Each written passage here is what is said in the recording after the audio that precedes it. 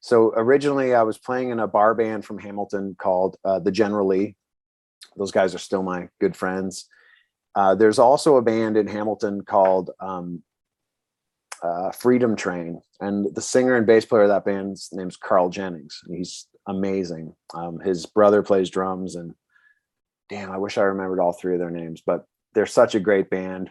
And one of the nights, Carl filled in with our bar band, the General Lee, I think in Newmarket, if I remember correctly. We were playing just a little bar, doing the 3 sets. And he had mentioned that the Rainbow Butt Monkeys, they were called that before Finger 11, were looking for a drummer, because he was, I guess Sean from Finger 11 was taking some bass lessons with Carl. So I think Carl, got me the number for Sarah, which was the manager of Finger 11 back then, and got me an audition. And they were in Burlington and I was in Hamilton. So it was kind of easy to make that happen. But I just knew the Rainbow Butt Monkeys. I didn't know anything about Finger 11 or that there was even a record out. So I spent a few weeks learning that Rainbow Butt Monkey record. And I think it was the night before I was going in, I heard, I think Scott and James on 102.1. And they were talking about, first of all, Finger 11. I'm like, what? Finger 11? They've changed the name. And then they played Quicksand on the radio. And it's a pretty tricky song, especially to hear for the first time. And I just panicked. So it probably wasn't the night before the first audition. It was coming up real quick. So I learned that right away. And I think Above, and I think one more song. And I went to Burlington to this rehearsal place, I think called the Music Gym. It's probably still there. And and I set up and I played those songs, and they went really good. And they said, I think James came out that night to watch me play with the General Lee. And then it was, do you want to come back for another audition? So I went in for a second one. But the whole thing was, I remember being terrified. The whole thing was, I was so nervous. But yeah, that's how the first thing happened. Man, those Finger 11 songs, Quicksand and Above, are so different from anything on the Rainbow Butt Monkeys album that must have been a shock for you last minute. Absolutely. Yeah, those records, or that record, was more funky Chili Peppers stuff. And then to hear Quicksand, this weird time signature. Yeah, but I loved it right away. When I remember on the radio, it must have been Above that I heard, because when I heard Scott singing We Look Above at the end, like kind of screaming the look. We look. Yeah, I remember just being floored how badass that was. And it's still badass. It's still awesome. Scott's great. So what do you remember from the rest of the audition process? So you went in, you did the first one, it went well, they came to see you at night. And then after that, what goes down? What's happening?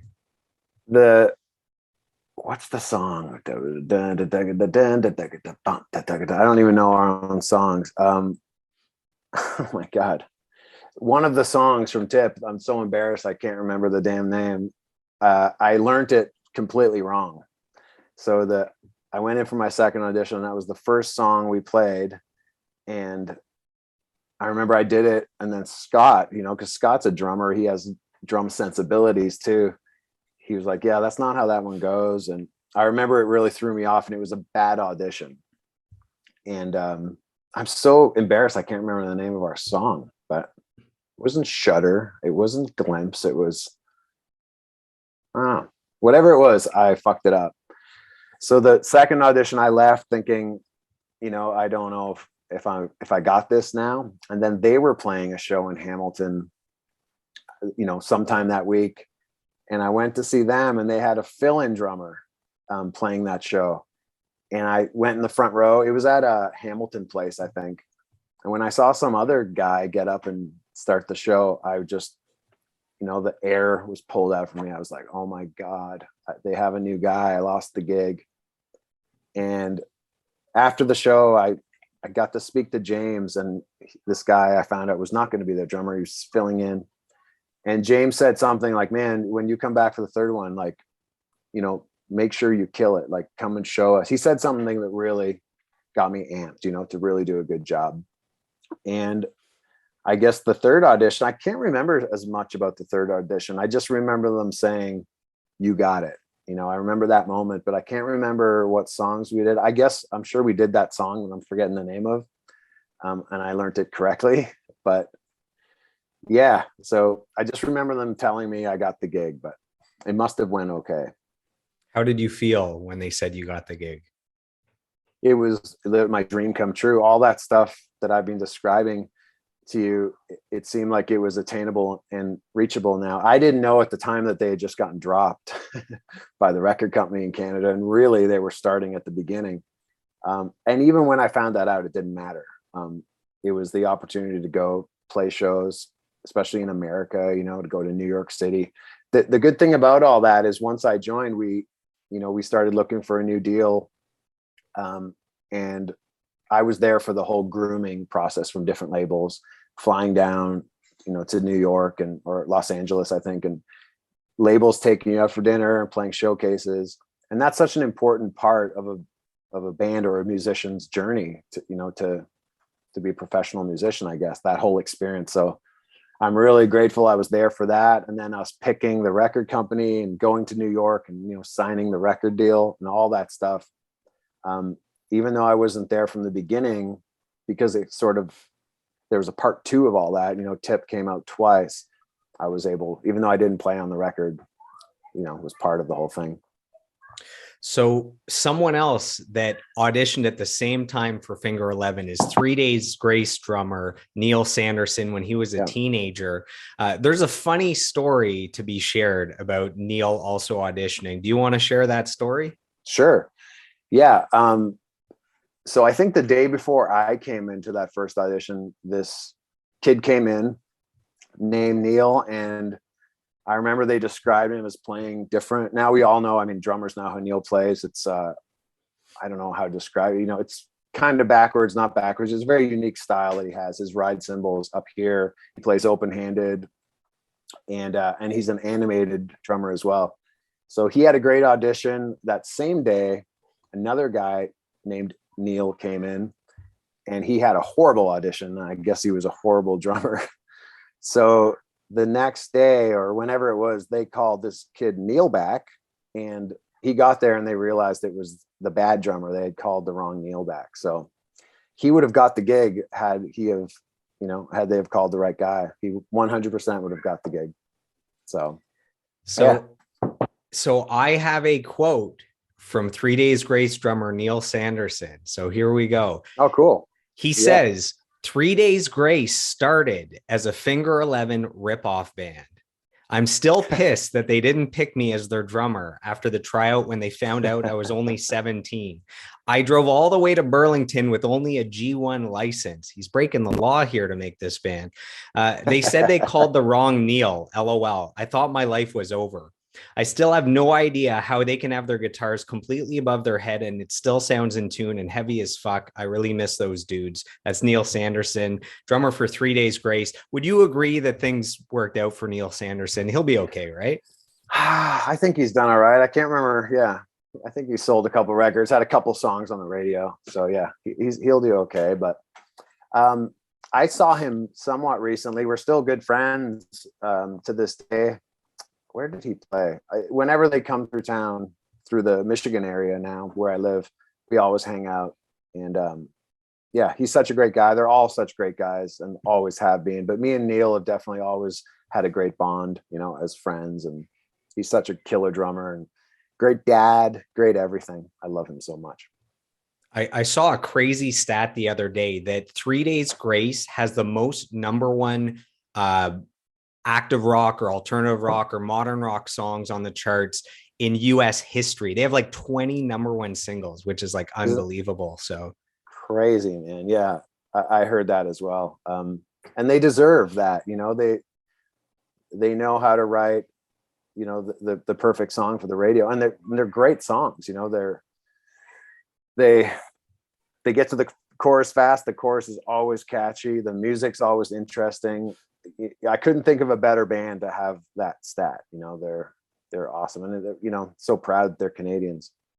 So we have our first fan question. So this is sent in from Serge Menard here in Ottawa, And he Cool. says, or his question is, how do you do insane flips with your drumsticks, throw them in the air and make them land just in time for the beat to drop? That's his question. And my question is, were you doing any of those antics during the auditions for Finger 11, or did that come later? Well, to be completely honest, I've never thrown my sticks up and caught him. I don't know what he's remembering. I've never been the guy to throw them up, catch them. I guess I do certain things, but I've never been the guy that, I've never done the twirls. I've never thrown. So not once, I not guess once in history has a stick left no. your hand and returned. So sometimes if you hit your floor tom a certain way, it will just fly, So sometimes at the end of songs, I would just boom, but I would never try to catch it. It would just be gone.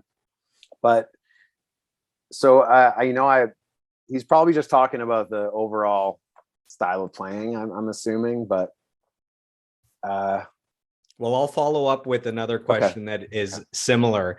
Okay. So you have a very active and powerful drum style. You're not just keeping time in the back. How did you develop that style where you're also a showman? It's like you're an active part of the live show. Well, thanks. Honestly, I get so nervous, or I always got so nervous when I was first started playing with the guys. I was much stiffer, and to my recollection, it was almost unenjoyable because I would be so nervous and scared, and I would want the show to be over, and then look back at pictures or think about it after and sort of enjoy the memory. But anxiety and fear were getting the better of me during the show. So as time went on, I think the more I went on stage and slowly started going into a mode where I guess I wasn't completely myself, the less anxious and nervous I would feel. And over the years, it just became, I guess more and more of that, where it just started coming out that, in my brain, when I went on stage to drum, it was like that guy kind of took over to play. But really, it just derived from being nervous. And if I became that guy on stage, I was in the moment, I was enjoying it. It wasn't over the top. And, that's sort of where that came from. And a lot of that stuff, I guess, because it came from it's almost like protecting myself. It's not like it was rehearsed, Sometimes I look back at footage and it's kind of embarrassing. Like, what? But it's just sort of becoming another person out of necessity, almost like a split personality. Some people over the years called me Mr. Hyde, or they would just call me Hyde because, it'd be like from Rich to Mr. Hyde. But it's cool that that's a thing. But I always wanted to make sure that my actual playing and what I was servicing the song, how I was servicing the song was the most important thing. And I think for a while there, that did almost overshadow it. So, but, so it's a combination of that, nerves, another thing is you had Rick and James on stage. So I was looking at those guys all the time. And I mean, how can you not follow in the fun when you're watching them have so much fun? So literally that is a part of it too. Like, these guys are getting into it so much, and I'm part of this band. Over time there was the nerves and also watching them, and it just all developed somewhat naturally. But it was, I always had the best seat in the house watching Rick and James do their thing, for sure. Yeah, they say you're the average of the 5 people you spend the most time with. You're an amalgamation of the 5 people. So when you're surrounded by Rick and James, who are crazy on stage, throwing their guitars and whipping their hair and jumping around, that by osmosis, you become a part of that universe. Sure. Back when you auditioned for Finger 11, you found out that you got the gig.